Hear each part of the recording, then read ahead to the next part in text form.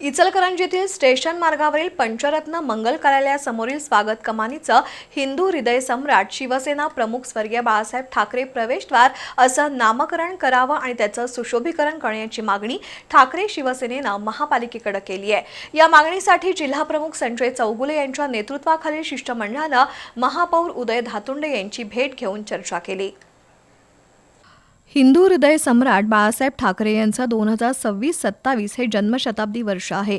त्यामुळे इचलकरंजीतील स्टेशन मार्गावरील स्वागत कमानीला स्वर्गीय बाळासाहेब ठाकरे यांचं नाव देऊन मानवंदना देण्याची मागणी करत ठाकरे शिवसेनेच्या शिष्टमंडळानं महापालिकेत महापौर उदय धातुंडे यांची भेट घेतली। यावेळी जिल्हाप्रमुख संजय चौगुले, उबाठा शिवसेनेचे शहर प्रमुख तथा नगरसेवक शिवाजी पाटील, नगरसेवक सयाजी चव्हाण यांनी नामकरणाचा प्रस्ताव मंजूर करण्याची मागणी केली। महापालिकेच्या सभेत नगरसेवक हा विषय घेऊन त्याला तात्काळ मंजुरी मिळवण्यासाठी पाठपुरावा करतील असा विश्वास चौगुले यांनी व्यक्त केला। दरम्यान महासभेत विषय घेऊन मंजुरी देण्याचं आश्वासन यावेळी धातुंडे यांनी दिलं।